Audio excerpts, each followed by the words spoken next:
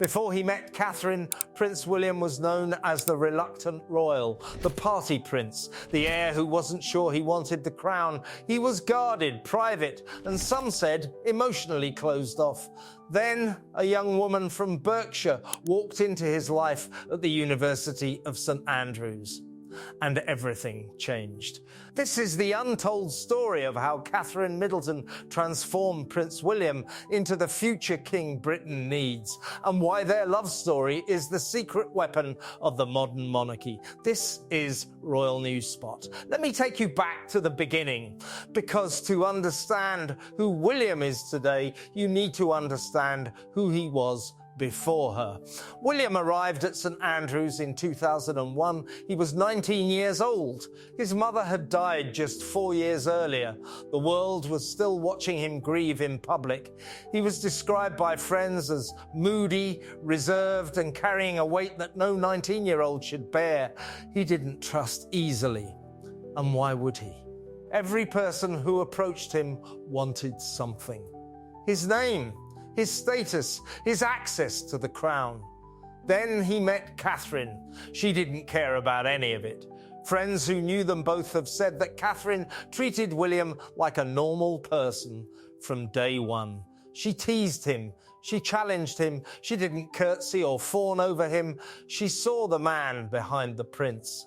And that, more than anything else, is why he fell in love with her. Royal biographer Katie has written extensively about their early years. She describes Catherine as the anchor William never knew he needed. While other students tried to impress him, Catherine simply lived her life.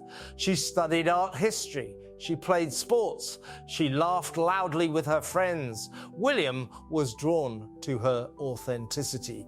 In a world of polished performances, she was real. Their relationship was not immediate. They were friends first. William dated other people. Catherine dated other people. But the pull between them was undeniable. By their second year at St Andrews, they were living together in a shared student flat. By their third year, the press had where the story gets truly interesting. Because falling in love was one thing. Surviving the pressure of royal life was another. When Catherine first stepped into the spotlight, she was shy, nervous. She made mistakes with the press. She was called Waity Katie by cruel tabloids. She was criticized for not having a job, for not smiling enough, for smiling too much. Anyone else would have crumbled. But William did something that revealed his true character. He stood by her. He refused to let the press destroy their relationship. He learned from his mother's tragedy. Diana was destroyed by the media. William was determined that would never happen to Catherine. And here is the contrast that no one wants to talk about. Harry met Meghan, and within 2 years he had cut off his family and moved to California. William met Catherine, and within 2 years he had become more stable, more grounded, and more committed to his royal role. One brother was pulled away from the monarchy, the other was anchored to it. The engagement announcement came in November 2010.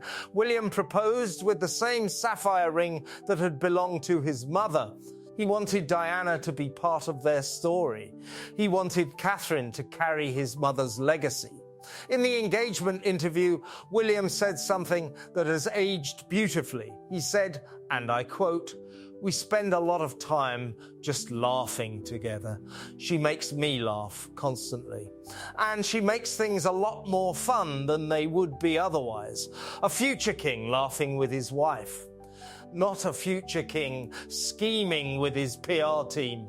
Not a future king complaining about his family. Laughing. That is the difference between a healthy monarchy and a broken one." Since their wedding in April 2011, Catherine has only grown in strength and confidence, and William has grown with her. Let me give you the evidence. In the early years of their Heart FM interview just days ago, William said something that would have been unthinkable a decade ago. He said, and I quote, "She's an amazing mum, an amazing wife, and literally our family couldn't cope without her." He admitted vulnerability. He admitted dependence. A future king, trained from birth to show no weakness, openly saying that his family would fall apart without his wife. That is not the William of 2005. That is not the moody, guarded prince who arrived at St Andrews. That is a man. Commentator Richard Fitzwilliams has noted that Catherine has given William something no amount of royal training could provide: emotional security. Think about what William has endured: his parents' very public divorce, his mother's tragic death at just 36, years of tabloid scrutiny, the pain of watching his brother walk away from the family. Through all of it, Catherine has been his constant. When William was overwhelmed by royal duties, she took on more engagements. When William struggled with his father's cancer diagnosis, she held the family together. When William needed to step back, she stepped forward. And now, as Catherine returns to full royal duty after her own cancer battle, the roles have reversed. William is the one cheering her on. In that same Heart FM interview, William said Catherine came back from Italy, quote, buzzing. He was beaming with pride. He was not jealous. He was not threatened. He was thrilled for her. That is a secure man. That is a man who knows his wife is popular, who knows she outshines him sometimes, and who celebrates that instead of resenting it. Contrast that with another royal couple across the Atlantic, one where the husband seems increasingly isolated, where the wife is reportedly the sole breadwinner, where the public affection looks staged and the private tension looks real. The difference is authenticity. And authenticity cannot be bought, it cannot be scripted, it cannot be produced by Netflix. Catherine transformed William not by changing him, but by giving him permission to be himself. She didn't want a prince. She wanted a husband. And that is exactly what she got. Look at how he speaks about their children. In the same radio interview, he joked about Louis leaving jam fingerprints in the car. He teased Charlotte and Louis about fighting over the radio in the morning. A future king talking about jam fingerprints. That is not the stiff, formal monarchy of the past. That is a modern father, a modern husband, a modern man. And that is Catherine's influence. She has also softened William's relationship with the press. After years of hostility toward photographers, William now shares family photos on social media. He participates in documentaries. He allows cameras into his home. This is not William suddenly loving the media. This is Catherine showing him that controlled transparency is better than angry silence. The contrast with Harry could not be more stark. Harry sued the press, wrote a book attacking the media, and now lives in self-imposed exile. William learned to work with the system. Harry tried to destroy it. One approach is sustainable, the other is not. As William prepares to become king, he will need every ounce of strength, wisdom, and emotional intelligence he has. And he has William, Catherine, George, Charlotte, and Louis.